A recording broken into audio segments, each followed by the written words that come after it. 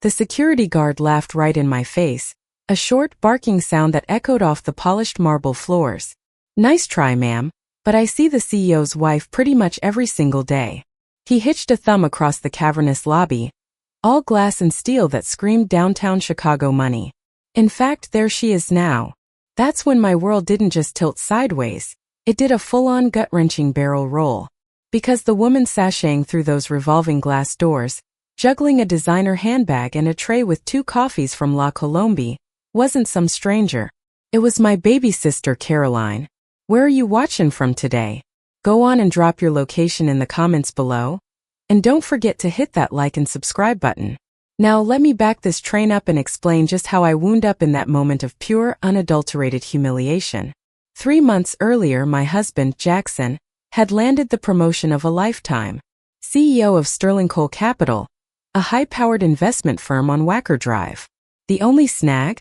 The company headquarters was a solid 2-hour drive, without traffic, from our comfortable suburban life in Naperville. It's just temporary, hon, he'd promised, kissing my forehead with that patronizing little pat he used when he thought I was being emotional. Just till we get the logistics all ironed out. I'm Martha Callahan, 52 years old, and apparently still naive enough to believe that a 28-year marriage could survive on weekend visits and nightly phone calls. I bought the whole damn story hook, line, and sinker. Jackson had always been the charmer of DuPage County. He was the kind of man who never forgot an anniversary and brought home bouquets of peonies from the farmer's market for no reason at all. The kind of man who made the other wives at the country club sigh with envy. At 54, he was still movie star handsome, with that distinguished salt and pepper hair and a deep, confident voice that used to make my knees go weak. Marty, he'd say, using that nickname that always felt like our special secret.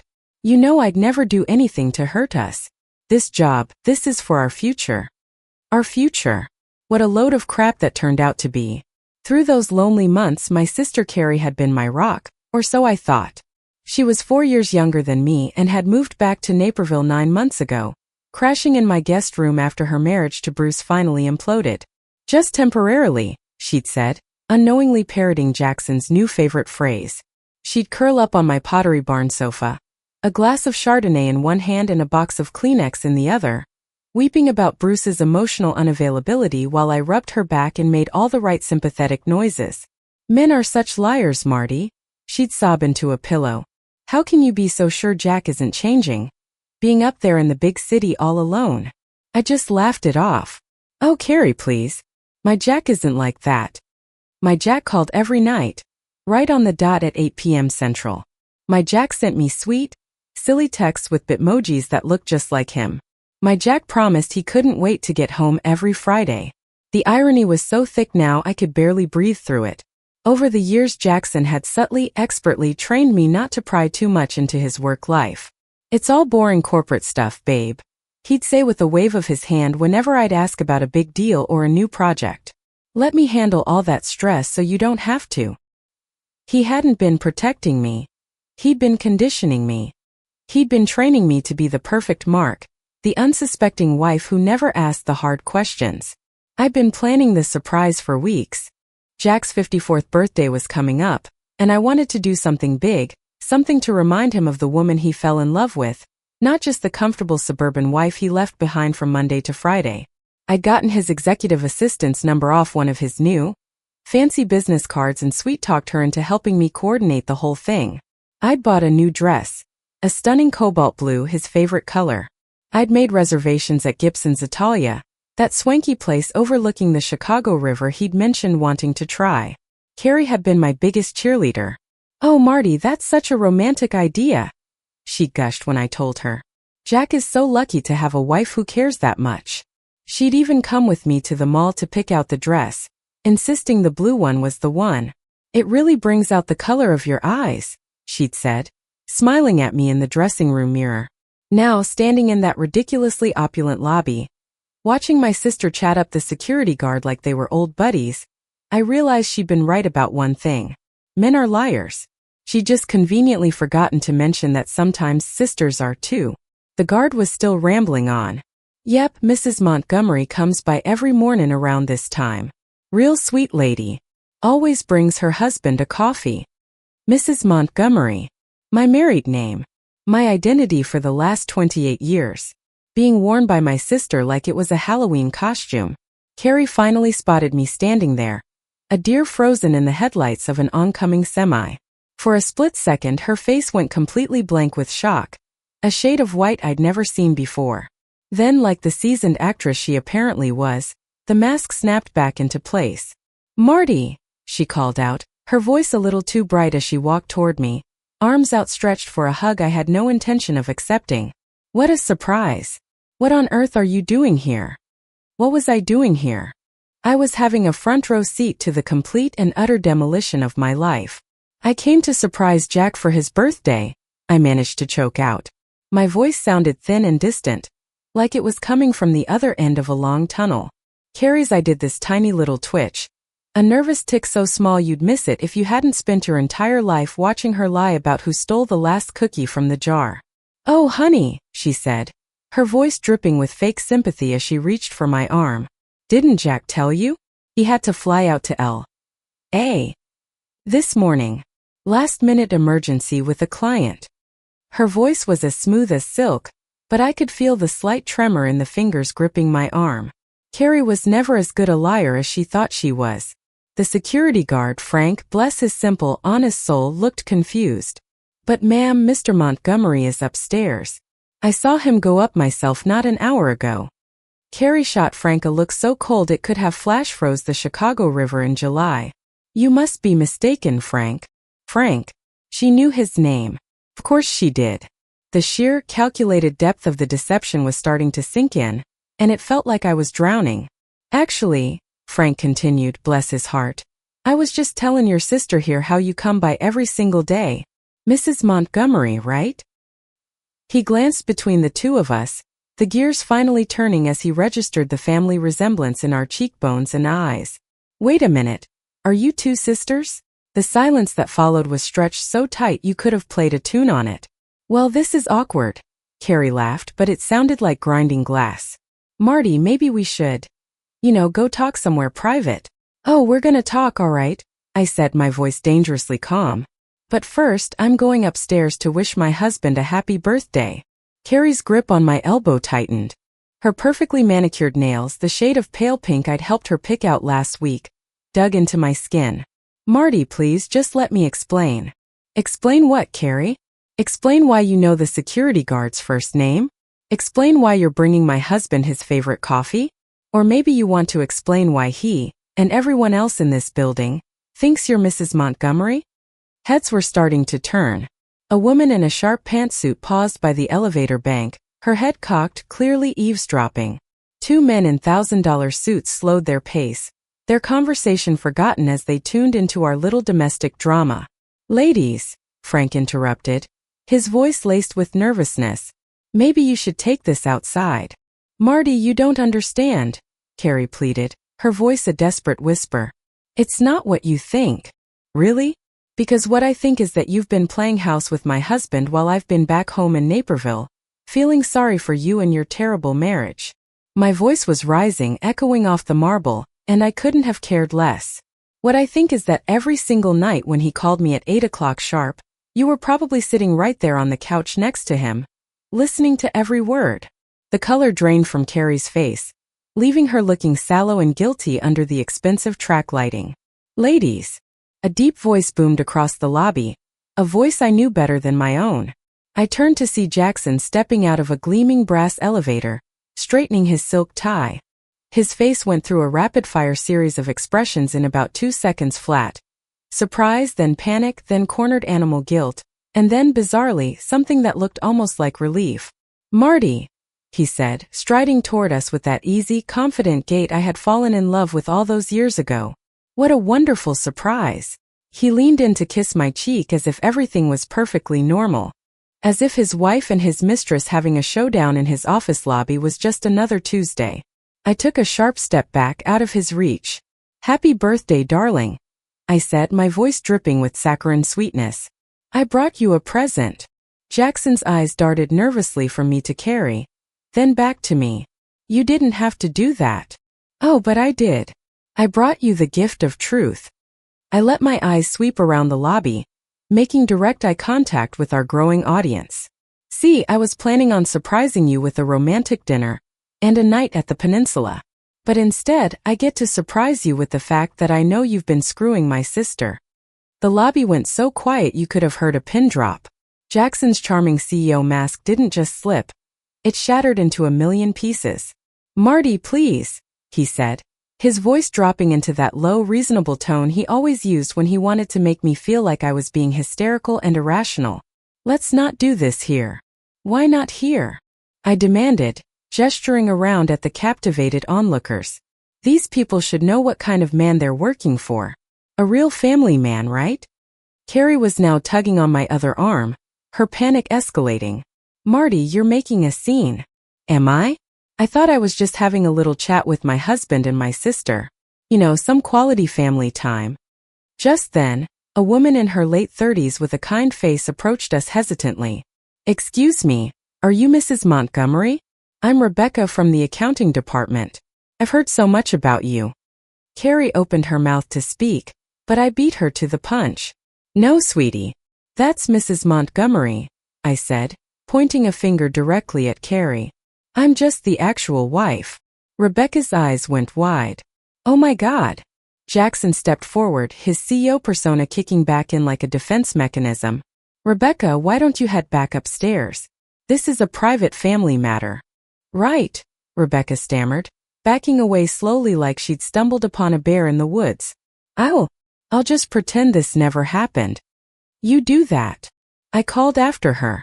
"But maybe you should mention to HR that your CEO has been introducing his mistress to the entire company as his wife. I'm sure they'll find that fascinating." Jackson's face was turning a blotchy, interesting shade of purple. "Martha, that's enough." "Martha, not Marty." He only used my full name when he was furious. "Is it enough, Jack? Is it really? Because I don't think it is." I whirled around to face my sister. "How long?" She was crying now. Real ugly tears, not the crocodile ones she'd been shedding on my couch for months. "Marty, I swear I never meant for any of this to happen." "How long?" I repeated, my voice like steel. 7 months, she whispered, the words barely audible. 7 months. I did the quick, sickening math in my head. "So, you started sleeping with my husband before you even filed for divorce from Bruce." Carrie's sob echoed through the silent marble hall. "And you?" I spun back to Jackson. "When exactly were you planning on telling me? After you'd fully moved your little girlfriend into your new life, built on my money and my trust?" "She's not my girlfriend," Jackson said, which was, without a doubt, the single worst thing he could have said in that moment. "You're right," I shot back. "Girlfriends are for single men. Mistresses are for married scumbags who lie to their wives." Frank, the security guard, cleared his throat loudly. Folks, maybe you could—" "Don't you worry, Frank," I said, my voice ringing with a newfound clarity. "I'm leaving. But before I go, I want you all to know something." I raised my voice so everyone, from the reception desk to the elevator bank, could hear me. For the past 3 months, every single time this woman, I jabbed a finger at Carrie, came in here claiming to be Mrs. Montgomery, she was lying through her teeth. "I'm Mrs. Montgomery. Martha Callahan Montgomery. And I have been married to that man for 28 years. Frank looked utterly mortified. "Mom, I'm so sorry. I had no idea." "Of course you didn't. That was the whole point. They fooled everyone." I turned my gaze back to my sister. "Isn't that right, Carrie? I bet you had a whole fake ID and everything to get past security." Carrie's face just crumpled. The fake Mrs. Montgomery persona dissolving into a puddle of shame in front of the entire company. "Marty, wait," Carrie called after me as I turned and started walking toward the massive glass doors. I stopped and turned around one last time. The lobby was dead silent except for the sharp click-clack of my heels on the marble floor. "You know what the really funny part is?" I said, my voice clear and loud. "For months you sat on my couch, crying on my shoulder about how Bruce betrayed you. Telling me over and over again how men can't be trusted. How they're all just a bunch of liars and cheats." I let the words hang in the air for a beat. "Well, I guess you were half right." Then I walked out of that building, away from my husband and my sister, and into the rest of my damn life. The 2-hour drive back to Naperville was a complete blur. I had a white-knuckled grip on the steering wheel, my mind replaying the scene in the lobby on a continuous torturous loop. 28 years. 28 years of marriage, of building a life of trust, all gone. Just like that.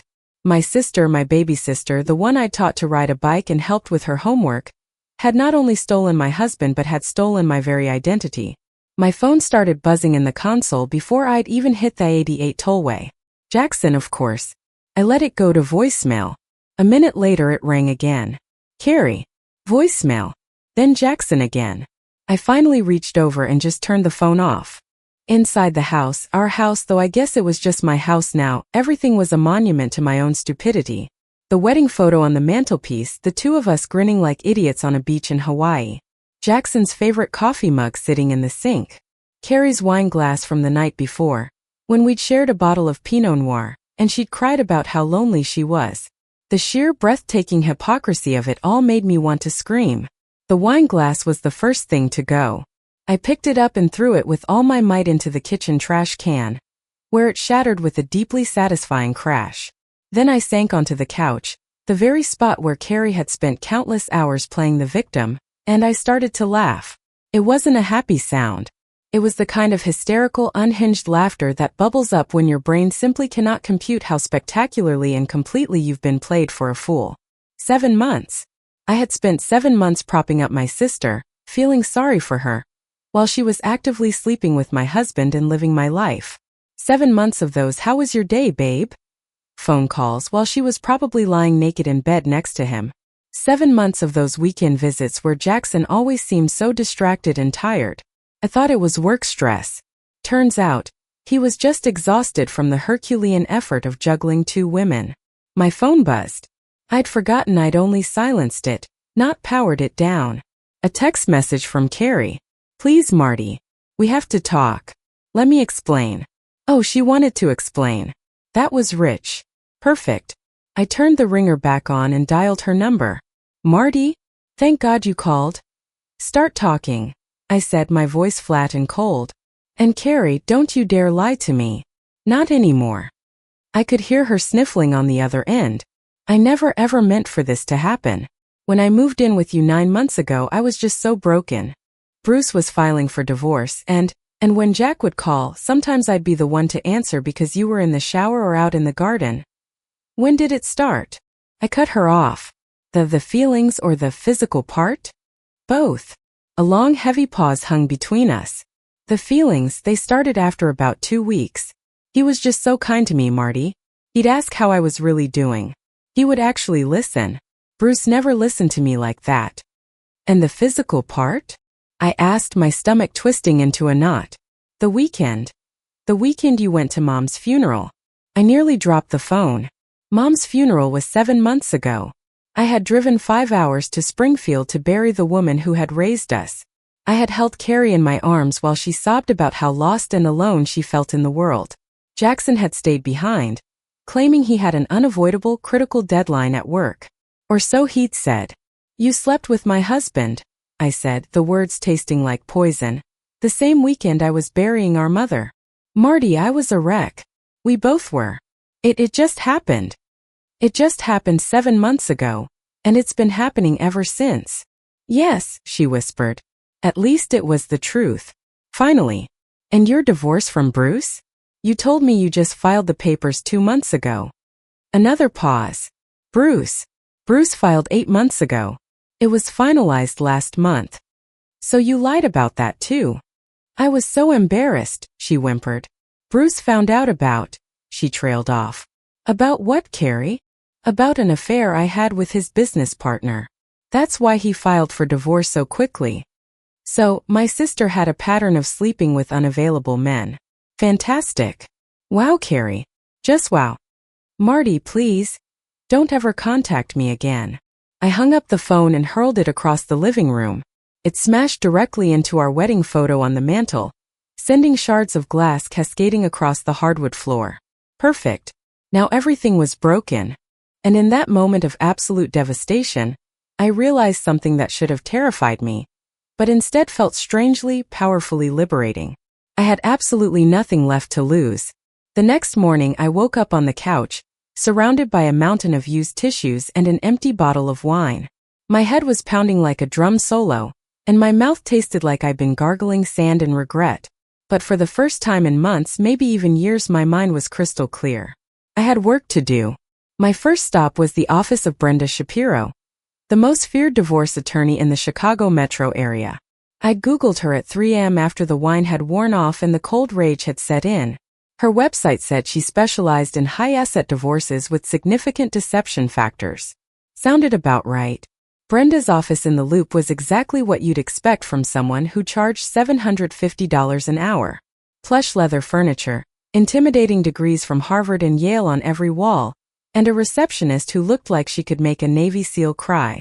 "Mrs. Montgomery," Brenda said, her handshake firm enough to crack walnuts. "I understand your husband has been creative with the truth."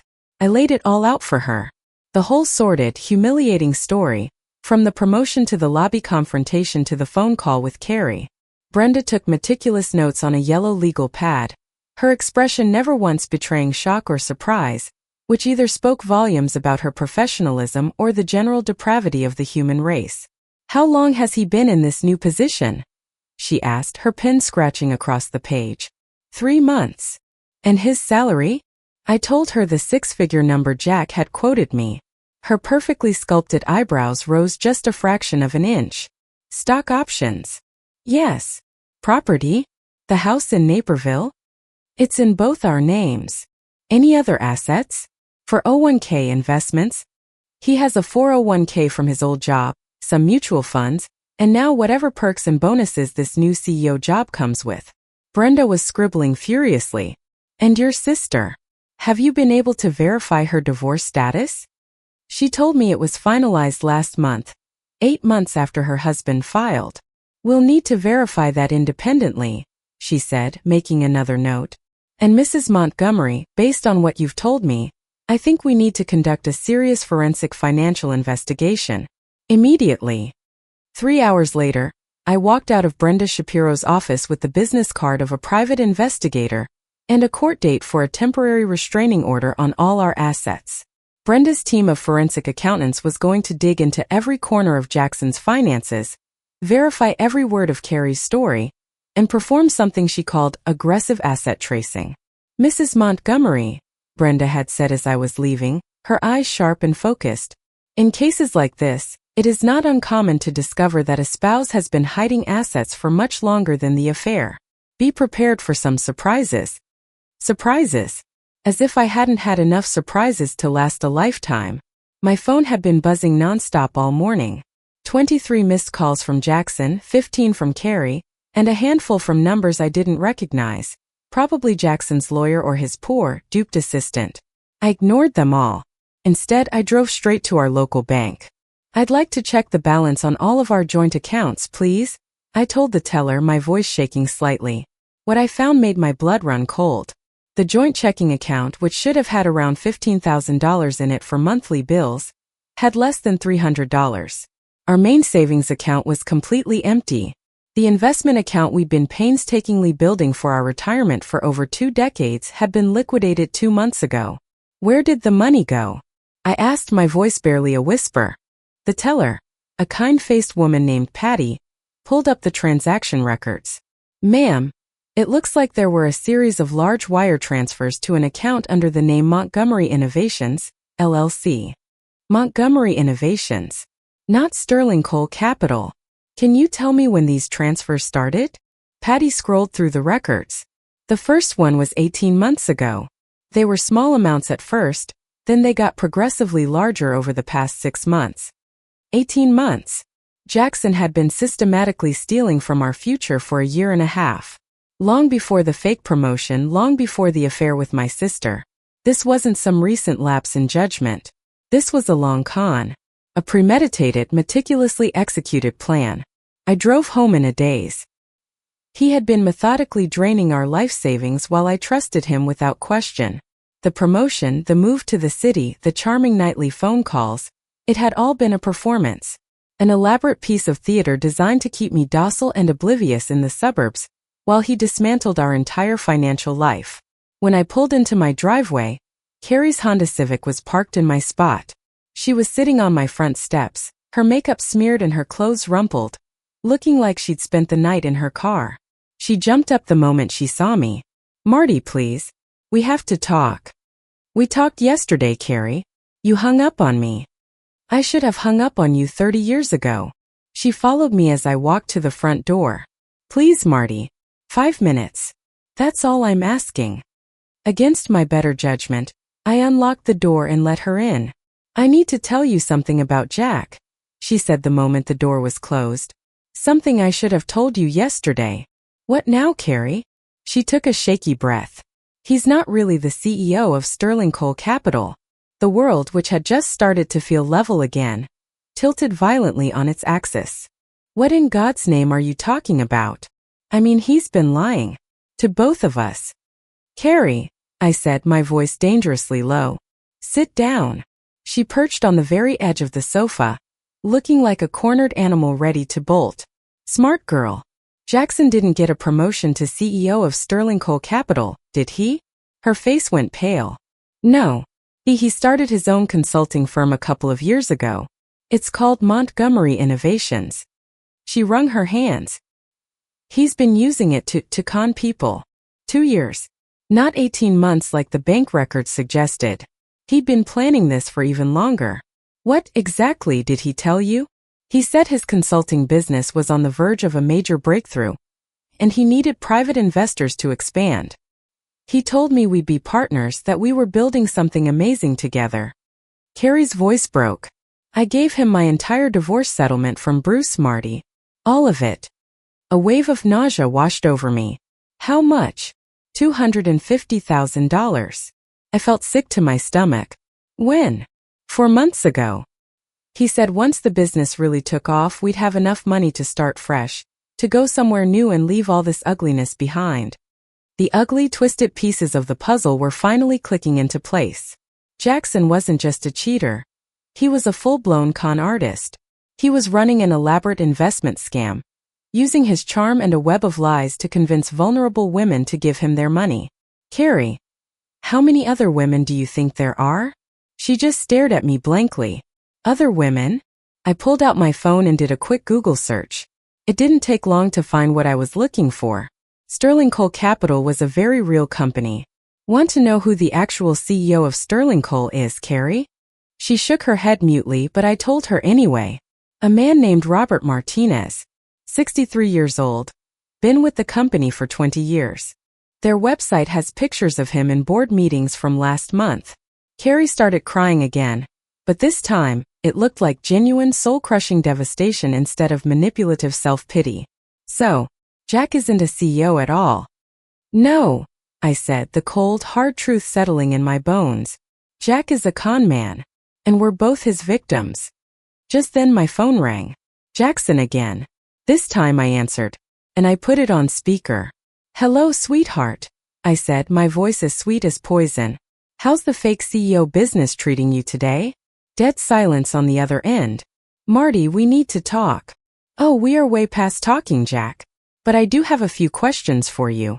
Like, how many other women have you convinced to invest in Montgomery Innovations?" "That's not." "Carrie's here with me, Jack. She told me all about the $250,000 you took from her." "Are there others?" The line went quiet for a long damning moment. "Jack," I continued, my voice hardening, "I'm sitting here with my sister. We've both figured out your little game. My attorney has already hired a forensic accountant, and they are digging into every penny you've ever touched. So you have a choice. You can tell us the truth right now, or you can try to explain it to the FBI later." "Marty, please just let me explain." "Explain what?" "How you've been committing investment fraud for the last 2 years. Explain how you forged my signature on financial documents to drain our retirement accounts? Or maybe you can explain how you used my sister's emotional vulnerability after her divorce to steal every last dime she had to her name." I heard him take a deep, shuddering breath. "There are others." "How many others?" "4. Including Carrie." "For other women." I felt Carrie's sharp, horrified intake of breath next to me. "Here's what's going to happen now," I said, my voice leaving no room for argument. You are going to transfer every single penny you stole from our joint accounts back to me. You are going to give me the full names and contact information for every single woman you have defrauded. And then you are going to turn yourself into the authorities. And if I don't? Then I call the FBI myself. Did you know that wire fraud is a federal crime, Jack? Each count carries a sentence of up to 20 years in prison. You do the math. Another long, suffocating silence. I need some time. You have 24 hours to put our money back. After that, all bets are off. I hung up the phone and looked at Carrie, who was staring at me as if she'd never truly seen me before. What are you going to do? She asked, her voice trembling. I'm going to get my life back, I said. And I'm going to make damn sure that Jackson Montgomery can't do this to anyone else ever again. Carrie wiped her eyes, a flicker of something I hadn't seen in a long time, respect in her gaze. Marty, I'm so sorry. I know sorry doesn't fix anything, but… You're right. I cut her off. Sorry doesn't fix this. But helping me stop him? That might be a start. For the first time since this whole nightmare began, I saw a glimmer of something that looked like hope in my sister's eyes. Brenda Shapiro called at exactly 12:30 the next afternoon. Mrs. Montgomery, your husband just initiated a wire transfer for $643,000 into your joint checking account. I blinked, stunned. 643? That's more than he took from us. Apparently, Mr. Montgomery has been far more entrepreneurial than we initially thought, Brenda said dryly. My investigator has already found evidence of at least 4 other major investors in Montgomery Innovations. For other women. Just as he'd admitted. Brenda, legally, how much trouble is Jack in? He could be looking at a cocktail of federal charges. Wire fraud, securities fraud, and investment advisor fraud. Each of those carries a potential sentence of up to 20 years. And what about the forged documents from our accounts? We found evidence of your forged signature on second mortgage documents for your house, as well as several falsified bank authorizations for wire transfers. That adds identity theft and bank fraud to the list of charges. A second mortgage. On my house. Without my knowledge. The violation of that felt almost more profound than the cheating. Brenda, I said, a new resolve hardening in my voice. I want to meet the other women. Mrs. Montgomery, that might not be advisable from a legal standpoint. They deserve to know the truth. They deserve to know they're not alone. And I have a feeling that together, we might be able to ensure that Jackson faces real, unavoidable consequences. 3 hours later, Brenda's private investigator, a grizzled ex-CPD detective named Sal Romano, was sitting in my living room with Carrie and me, laying out the full scope of Jackson's predatory operation. Your husband is what we in the business call a romance scammer, but he's a high-level, sophisticated operator, Sal said, his voice a low Chicago growl.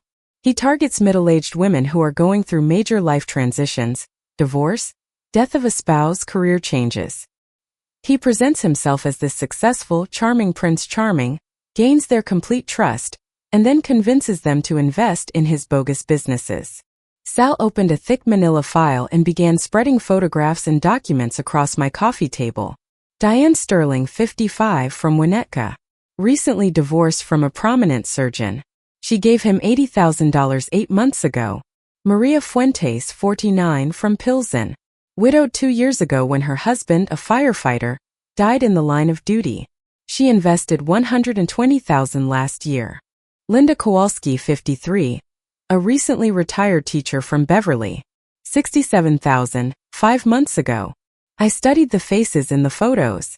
They were all attractive, intelligent-looking women, all around my age, all with a hopeful, trusting light in their eyes. How did he even meet them? Carrie asked, horrified. Online dating sites, high-end divorce support groups on the North Shore, grief counseling groups for widows. The guy is strategic. He specifically targets vulnerability. What about offshore accounts? I asked, remembering something I'd seen on a TV show. Sal pulled out another folder containing bank records with foreign letterheads. Cayman Islands and Switzerland. He's been systematically moving money out of the country for the past 2 years. He was probably getting ready for a final exit, to disappear once the scheme got too big to maintain. How much total? Including your money and your sister's, We estimate he's stolen nearly $1.2 million over the last 2 years. Carrie made a choked gagging sound. That's 5 people's entire life savings. For women plus us, I corrected her quietly. But you're right about the life savings part.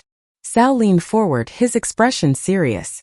Mrs. Montgomery, these women have no idea about each other. They each think they're his one and only special investor, his secret partner. Just like I thought I was his only wife and Carrie thought she was his only lover. Carrie flinched at my unspoken thought but nodded in agreement. Sal, I said, a plan beginning to form in my mind. I want to contact them. What exactly are you planning on doing? I thought about that security guard, Frank, pointing across the lobby. I thought about that gut-wrenching moment when my entire world was revealed to be a lie. I thought about 28 years of Marty, you're just being paranoid. And Marty, you know you can trust me. I'm planning, I said, a slow, cold smile spreading across my face, to give Jackson Montgomery the biggest surprise of his life. Sal Romano grinned, a rare sight I'm sure. I like the way you think. But you'll need to be careful. If Jack gets even a whiff that we're organizing his victims, he'll bolt. Then we'll just have to be smarter than he is. Carrie looked up from the photos, her eyes clear for the first time in days. What do you need me to do? It was the first time she had asked how she could help instead of asking for forgiveness. Maybe, just maybe, there was still hope for us after all. You're going to help me get in touch with these women, I said. And then we're all going to have a conversation with Jackson that he will never ever forget. 3 days later, I was sitting in a booth at an intelligentsia coffee shop in the Loop with 3 women I had never met before, but with whom I shared a bizarre, painful intimacy. We had all been conned by my husband. The conversation was every bit as surreal as you might imagine. So, he told you he was a CEO too? Diane Sterling asked. She was elegant and poised, with the kind of understated confidence that comes from old money and a life on the North Shore. She was wearing a simple cashmere sweater that probably cost more than my monthly mortgage payment. Sterling Cole Capital, I confirmed, complete with professional business cards and a fancy address on Wacker Drive. Morrison Investment Group for me, Diane said with a wry, bitter laugh. He had a whole website built for it. Professional headshots, fake client testimonials, the works. Maria Fuentes, a woman with warm eyes that now held a deep sadness, shook her head. At least you guys got fake companies. He told me he was a pharmaceutical consultant working on breakthrough cancer treatments. Said his own late wife had died of cancer, and he was dedicating the rest of his life to helping other families avoid that pain. Linda Kowalski, the retired teacher, looked up from her untouched coffee, her eyes blazing with a righteous fire. He found me at a grief counseling group too. He claimed he was a widowed sports medicine doctor developing new rehabilitation technology for disabled veterans. He had me absolutely convinced I was funding something that would help our wounded soldiers. The sheer diabolical sophistication of it was breathtaking. Jackson hadn't just been lying. He had been conducting extensive research into each woman's specific vulnerabilities, and then crafting tailor-made fantasies to exploit them. How much did you each give him? I asked, my voice soft. Diane sighed. $80,000 over about 6 months. He said he just needed some bridge funding while he was waiting for the venture capital to be approved. Maria's voice was thick with emotion. $820,000. I liquidated my husband's 401k because Jack convinced me the cancer research was on the verge of a major, life-saving breakthrough. Linda's voice was hard as nails. $67,000. My entire early retirement savings. I thought I was investing in something that would honor my late brother, who was killed in Afghanistan. Each story was a masterclass in emotional manipulation. Jackson had studied these women, learned their deepest pain points, and then weaponized their goodness and their desire to help others against them. Ladies, I said, looking each of them in the eye, we have been victimized by a world-class predator. The question is, Diane said, her voice tight with suppressed rage, what the hell are we going to do about it? Over the next hour, we didn't just share our financial losses. We shared the emotional devastation, the soul-deep humiliation of discovering that someone we had trusted, someone we had been emotionally intimate with, had been cold, calculating, and predatory from the very beginning. I haven't been able to trust my own judgment since I found out, Maria admitted, her voice cracking. My own daughter thinks I'm becoming paranoid and bitter. I stopped going to my grief counseling group, Linda added. If a monster like Jack could fool me so easily in a place like that, who else is just lying in wait? I felt a surge of fierce protective anger for these women. Jackson hadn't just stolen their money.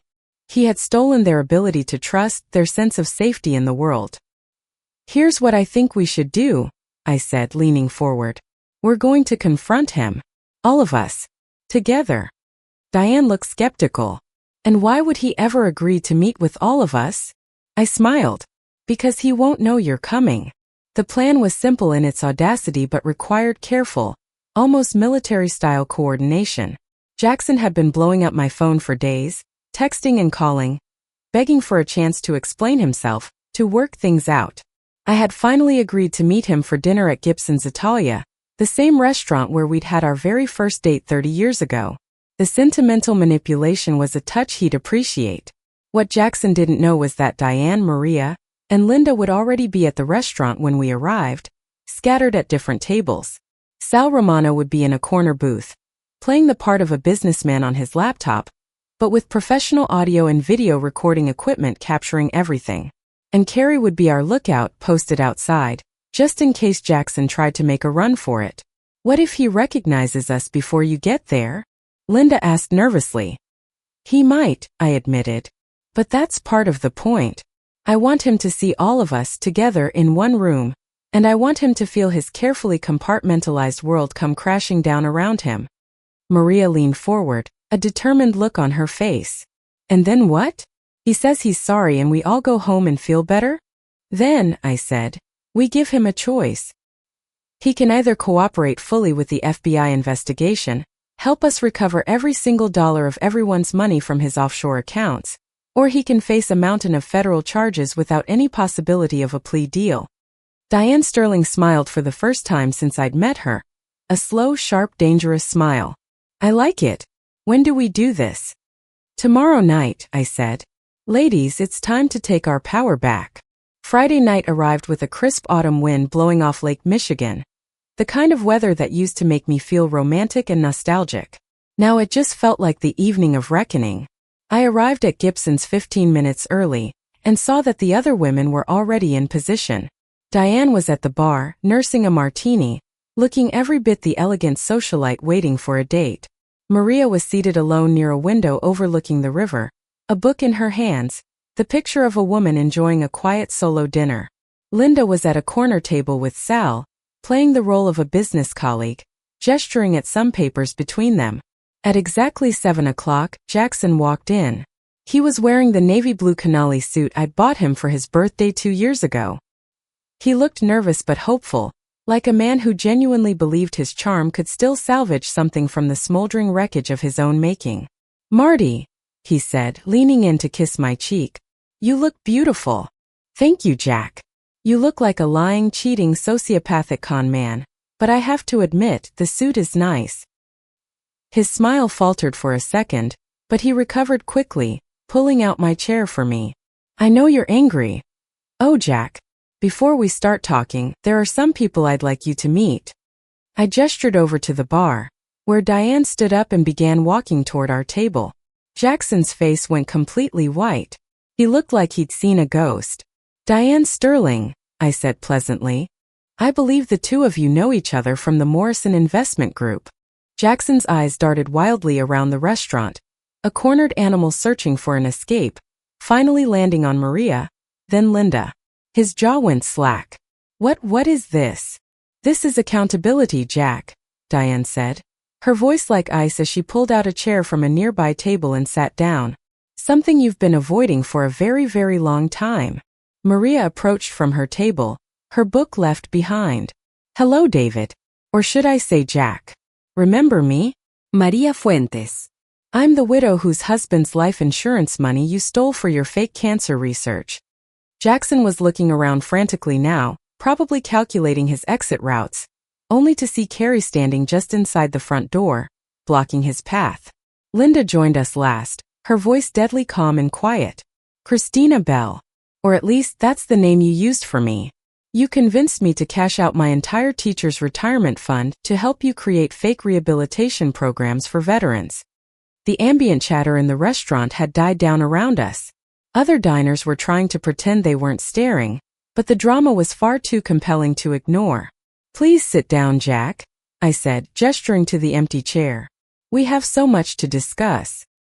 He sat down heavily, like his legs had given out, trapped by 4 women who represented the 4 corners of his web of lies. Ladies, I began. I think it's time Jack finally explained his business model to all of his investors at once. Marty, please, he started, his voice a pathetic rasp, but Diane cut him off sharply. Actually, David, I have a question.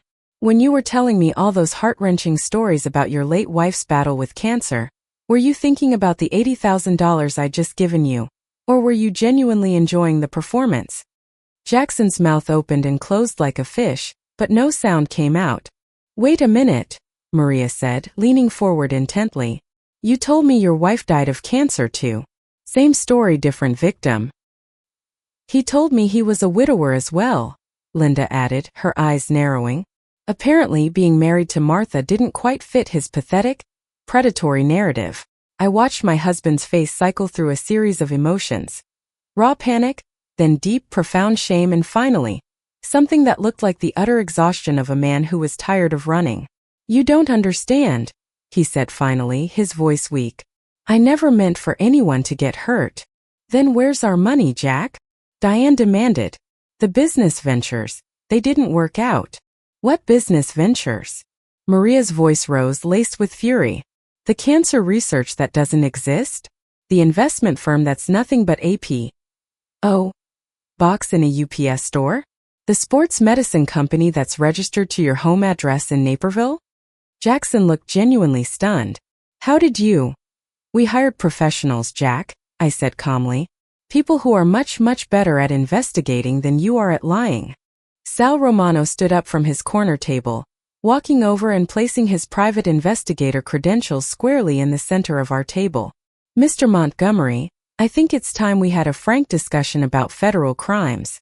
As Sal began to calmly and methodically lay out the litany of charges Jackson was facing, wire fraud, securities fraud, identity theft, bank fraud, I watched the man I had spent 28 years of my life with finally truly confront the sheer magnitude of his deceptions. Ladies, Sal concluded, Mr. Montgomery here has a choice. He can cooperate fully with federal investigators, help them recover all of the stolen funds from his various offshore accounts, and potentially receive a reduced sentence for his cooperation. Or he can choose to face the full unmitigated weight of a federal prosecution. Jackson looked around the table from one stony face to the next, at the 4 women whose lives he had systematically tried to destroy. What do you want from me? He whispered. We want our money back, Diane said simply. We want you to face the consequences for what you did, Maria added. And we want to make damn sure you can never do this to another woman ever again, Linda finished. I leaned forward, making sure he was looking directly into my eyes. You have 24 hours to decide, Jack. Cooperate or get ready to spend the next 20 years in a federal prison. Your choice.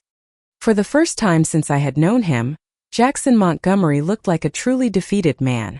2 weeks later, Jackson signed a comprehensive plea agreement with the U.S. Attorney's Office. He would serve 8 years in a federal penitentiary and was ordered to pay full restitution to all of his victims. The forensic accountants, with his reluctant cooperation, were able to claw back enough money from the offshore accounts to cover everyone's losses with interest. But more importantly, in the crucible of that shared trauma, the 4 of us had forged something powerful and unexpected. A friendship built on the bedrock of shared survival. 18 months later, I was standing in the conference room of our new consulting firm, Veritas Consulting, watching Maria give a presentation to a room full of FBI agents on the latest techniques in romance scam prevention. Diane, with her sharp legal mind, was handling all of our legal and corporate affairs. Linda, the retired teacher, managed our victim outreach and support programs, and I oversaw the investigations. What had started as 4 women seeking justice for themselves had blossomed into something much larger. We had become a vital resource for other victims of fraud and a persistent, unrelenting thorn in the side of con artists everywhere. Martha, Linda called from her desk in the main office. We've got another one. A woman in Phoenix. The pattern is eerily similar to what Jack did to us. I walked over to review the file. Nancy Rodriguez, 56, recently divorced. She'd met a charming man online who claimed to be a doctor working with an international aid organization overseas. He needed money for emergency medical equipment to save children's lives. The story was different, but the manipulative playbook was identical. Set up a video call with her for this afternoon, I said. Let's see how we can help. My phone buzzed with a text from Michael O'Connell, the man I'd been dating for the last 6 months. We had met at a financial literacy seminar I was giving for a local women's shelter. He'd approached me afterward and said, with a charmingly direct Irish Chicago accent, "So, I'm an accountant who lost his wife to cancer. You're a fraud investigator who lost her husband to federal prison. Want to compare spreadsheets over a cup of coffee sometime?" It was the most honest, unvarnished pickup line I'd ever heard. Mike's text read, "Dinner tonight? I'm cooking. Fair warning, I'm making my famous lasagna, and you know what that does to your willpower." I smiled and typed back, "My willpower is excellent. It's my restraint that's questionable. See you at 7. 6 months of dating an aggressively honest man had taught me the profound difference between superficial charm and genuine authenticity. Mike had shown me his tax returns on our third date. "You deserve to know exactly what you're getting into, warts and all," he'd said. He had introduced me to his 2 grown children on our 2nd-month anniversary. "They should meet the woman who's finally making their old man smile again," he'd explained. He was the antithesis of Jackson in every single way that mattered. Carrie walked into the office, carrying 2 coffees and looking healthier and happier than I had seen her in years. After 18 months of intensive therapy and a slow, painstaking process of making amends, she had become our office manager, and she was damn good at it. Our relationship wasn't the same as it had been before. That innocent, unconditional trust was gone forever. But we were building something new, something more honest and real, built on a foundation of truth instead of assumption. "Marty," she said, using the nickname she had slowly earned back through months of unwavering reliability and support. "The producer from 60 Minutes just called. They want to do a follow-up story on Jack's sentencing and the firm." I considered it for a moment. The national publicity had been incredible for our business, but I wasn't interested in constantly revisiting that particular nightmare.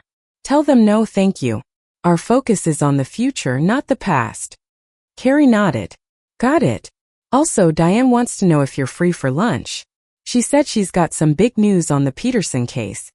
The Peterson case was our biggest investigation yet. A con man who had defrauded at least 12 women across 4 different states. Diane had been relentlessly tracking his financial footprint for months. "Tell her yes. Our conference room at noon." As Carrie walked away, I took a moment to look around our office. The walls were covered with photos and thank you notes from our success stories. Women who had gotten their money back, men who had been successfully prosecuted for fraud, families that had been put back together after a con artist had tried to tear them apart. On my desk sat a framed article from the Chicago Tribune. "For Women Turn Personal Tragedy into National Success." The photo showed the 4 of us at our grand opening, standing shoulder to shoulder in front of our Veritas Consulting sign. Diane with her elegant composure, Maria with her fierce determination, Linda with her protective fire, and me, Martha Callahan, survivor. My phone rang and Mike's name flashed on the screen. "Hey there," I answered, a genuine smile in my voice. "Hey yourself," he replied. "I just finished reviewing those quarterly reports you sent over. Your business is growing even faster than we projected. You've got good problems. The best kind of problems to have. So tonight, my place or yours?" I looked out my office window at the Chicago skyline, the city where I had lived my entire life, the city where I'd been married for 28 years to a man I had never really known, the city where I had, against all odds, built a new life from the ashes of betrayal. "Yours," I said. "But I'm bringing dessert." "What kind?" "The kind that proves I'm still full of surprises." Mike laughed, a warm, wonderful sound. "Martha Callahan, you continue to amaze me." "Martha Callahan, not Martha Montgomery. Never again." After hanging up, I glanced at my schedule for the rest of the day. 3 new client intake calls, a strategy meeting with the FBI's white-collar crime division about a new case, and then dinner with a wonderful man who had shown me his credit report before he'd ever shown me his bedroom. Life at 54 wasn't what I had planned. It was so much better. It was mine. Every decision, every risk, every failure, and every triumph, it was all mine. And for the first time since that humiliating, world-shattering day in Jackson's fake office lobby, I wouldn't trade my messy, complicated, beautiful reality for anyone else's perfect, beautiful lie. The truth, as it turned out, really was better than the best lie. Thanks for listening, y'all. Don't forget to subscribe, and feel free to share your own story in the comments. Your voice matters.